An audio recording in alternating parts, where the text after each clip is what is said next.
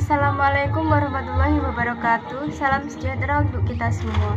Perkenalkan, nama saya Febri Novia dari kelas 10 TAV 2 Sekolah SMK Negeri 1 Lengkong. Pertama-tama saya akan menjelaskan tentang pengertian dasar flowchart, simbol-simbol flowchart, dan yang terakhir adalah contoh simbol flowchart dalam kehidupan sehari-hari.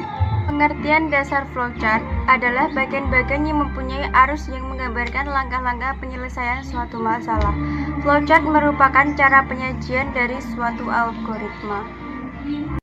Dalam penulisan flowchart dikenal dua model, yaitu sistem flowchart dan program flowchart.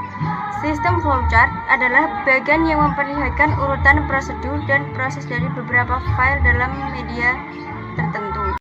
Simbol-simbol yang dipakai dalam flowchart dibagi menjadi 3 kelompok. 1.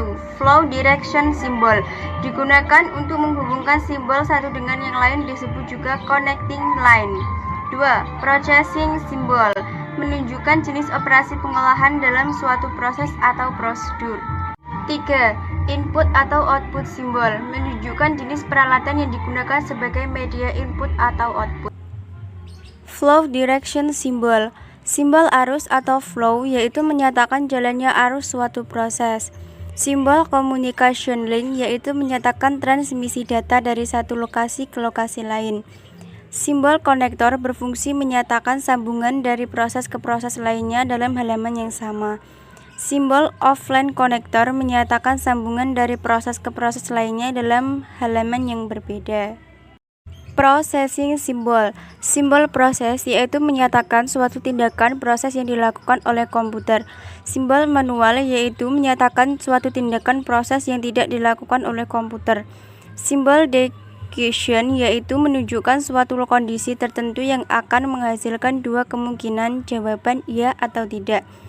Simbol predefined process, yaitu menyatakan penyediaan tempat penyimpanan suatu pengolahan untuk memberi harga awal. Simbol terminal, yaitu menyatakan permulaan atau akhir suatu program. Simbol keying operation menyatakan segala jenis operasi yang diproses dengan menggunakan suatu mesin yang mempunyai keyboard. Simbol offline storage menunjukkan bahwa data dalam simbol ini akan disimpan ke suatu media tertentu. Simbol manual input memasukkan data secara manual dengan menggunakan online keyboard. Input atau output symbol, simbol input atau output menyatakan proses input atau output tanpa tergantung jenis peralatannya.